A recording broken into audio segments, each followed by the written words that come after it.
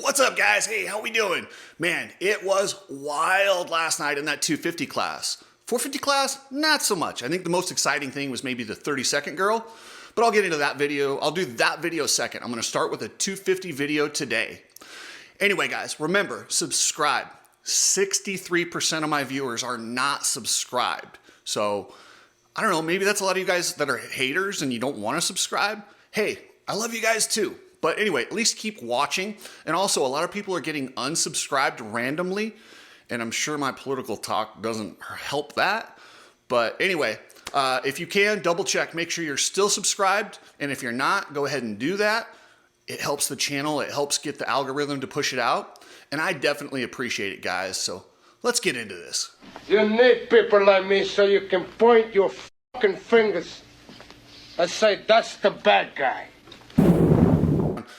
All right, so let's start with Danger Boy in the heat race. Let's break down this first turn. This was his fault. He came in flying from the outside, jammed the brakes.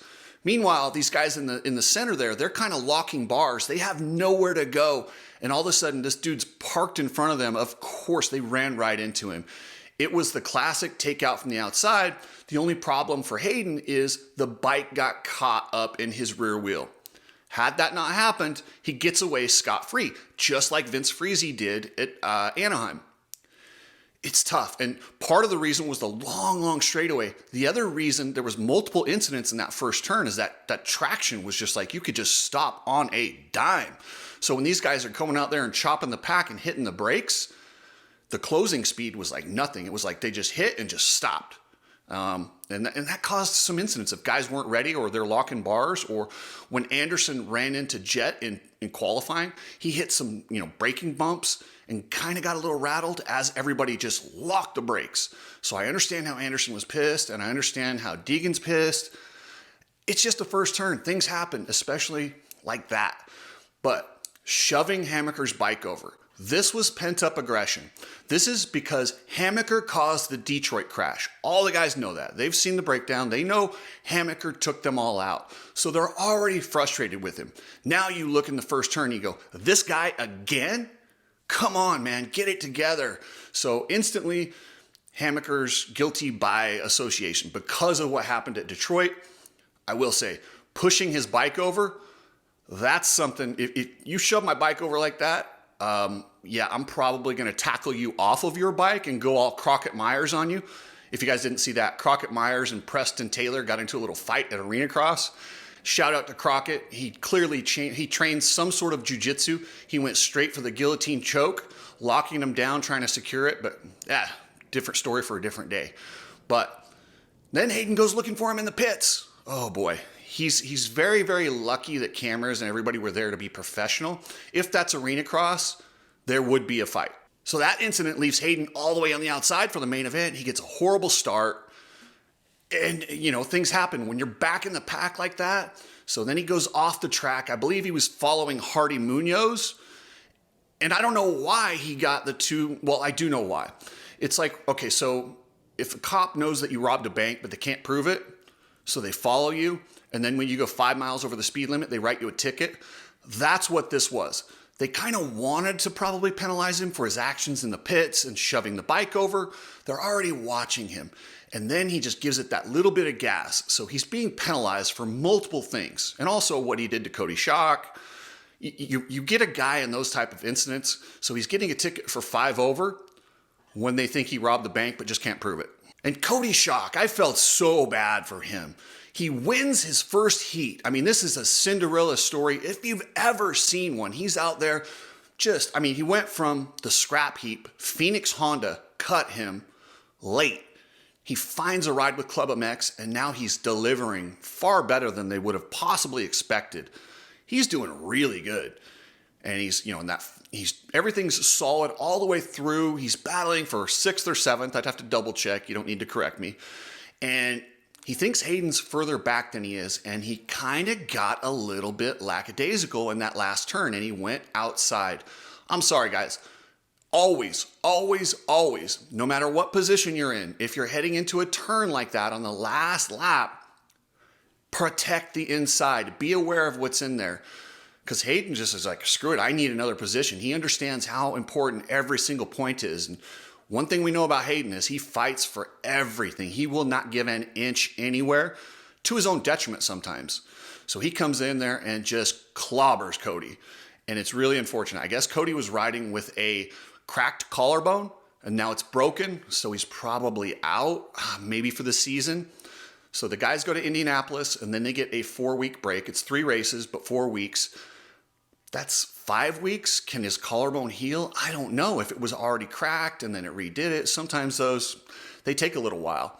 And Cody Schock's 26. He's not 17, 18. He doesn't heal quite as fast as the younger guys, but he could maybe get it plated. I don't know. I would say Cody Schock, just get healed up. He rides so good outdoors, and just get ready for outdoors now and go out there and be the Cinderella story in out. I was absolutely gutted for Max Anstey to have your bike go and just make that noise that you know it's finished.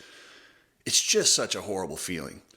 But Max should cheer up. This isn't over. This is far from over. The way these guys have been up, down, all over the place. And guess what? Tom Valla winner? He hasn't proven he can do it when there's Supercross whoops there. He still hasn't won a race with true Supercross whoops in an indoor stadium. I'm not saying he can't, but if they're looking for a silver lining, you know, there it is. And plus you got Deegan up there that's going to get in the mix. You've got guys that will get in between. If Max can get on a run and get some wins, pressure's off now. No more red plate. Just go out there, win races. That's all he has to do right now. And if he does that, if he can win 2, 3 in a row, I promise you, he will be right in it for the championship, and this will come down to the wire. And don't forget, there's 2 East-West shootouts. There's lots of guys can get in the mix. So 21 points in this series, typically that's a big point gap, but not really the way this season's gone. Hey guys, if you're curious about amateur racing and you need a guide and you want to know more things about how to handle it, how to deal with it, go over to Coach Rob's channel. It's at Coach Rob. If you click the link there, he's breaking down kind of a guide on how to survive amateur racing. It's really good. Go check it out. Epic Garage Designs.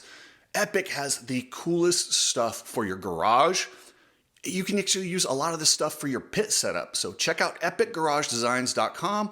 Order some stuff. It's awesome. So Jek Swo, you guys know I'm a big fan of Jek Swo.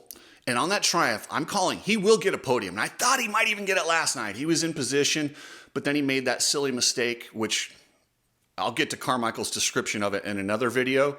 Oh my gosh. Carmichael was really bad. He did a couple good things, and I will highlight those, but it was a rough night for Carmichael. But what actually happened to Swo was he swapped going into the turn, which had his balance off. And you try to ride the inside of those ruts, and you've got to have your body position right where it is so you don't pop out of the rut. He went in with his body position off because he kind of swapped going in. The crash started entering the turn. What happened when he flew over the rut was just the result. Then he gets back up, and he's riding really good. He's charging through, gets to Chance Hymas, and in the heat race, Hymas got a little rough with him. Swo can ride rough too. If you want to ride him that way, don't forget, he will come right back on you. And he showed Hymas what happens when you hit him, he hits you. I'm sure he's got in his mind also, he owes Pierce Brown one too from Detroit. And I feel bad for Hymas too, because he's riding with that hurt knee. But fair is fair. Hymas started it. Was it super aggressive? No. And what Swo did to Hymas, well within the limits. That was a slow turn, just took out his front end. You know, it just hit him, just sent him over. That's rough racing. It happens. It's Supercross. Seth Hammaker showed an incredible amount of poise out there tonight. To have that crash that he had in the first turn, which wasn't his fault, then to be, you know, physically and verbally attacked by Haiden Deegan can really put you in a weird spot. But what a champ to not respond, to not bite, to just suck it up and put in results. I mean, that's the last laugh. He's on the podium. Where's Haiden? I mean, that's literally the best way you can get back at somebody when you're having a conflict is go out there, put it on the podium when they're in the back of the pack. Hey, notice has been served by Seth Hammaker, and he is looking good. If he can keep this up, keep getting on the podium, like I said, this East region is wide open, and that's why I said for Max Anstey, it's not over. You got Hammaker, McAdoo, Vial, Anstey, Deegan, Bennick, there's a lot of guys that are going to get in the mix. These points are going to change a lot unless Valla goes on a run. I don't know if that'll happen, but that's the only thing that could really put this thing out of reach. Cameron McAdoo. What happened to Whackers? He's going out there in these tracks that are treacherous and taking what's given. I mean, yes, he had that heat race incident, but that was not his fault in the slightest. I mean, he was going through there. Nick Romano had an issue. Guys, check out Ride Strapped. Check out the Privateer shirt I've got. I believe, Chris, and I'll have to double check with him, but I believe if you buy this shirt, all the proceeds will go to when we go and give the privateers, just randomly give them Visa gas cards and stuff at the races. So if you buy this shirt, just know all the proceeds are going back to riders in the back of the pits that are in vans and struggling. So check this out. Go to ridestrap.com. If you're shipping anything using a truck, use Precision Transport. These guys have customer service, a family-owned business that has really affordable prices. Club MX used them, and they were thrilled with the service they got, and at a way better price than FedEx. So hit up pretransport.com if you're shipping anything via truck. Tom Valla is looking like the two-time world champion. He rode so good at Daytona, flawless.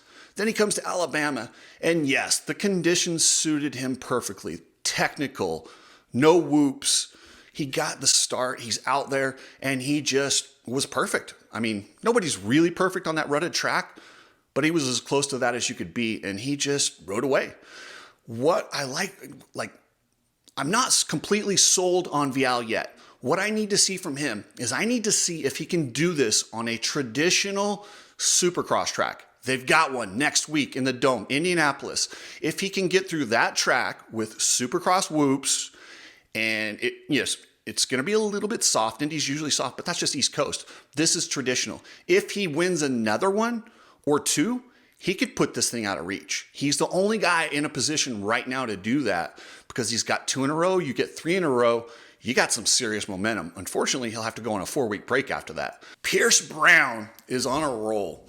Yes, it's not a podium roll, but it's consistency. That's something he hasn't had in his career. He's always been like really fast or DNF. This year, he's right there in the points.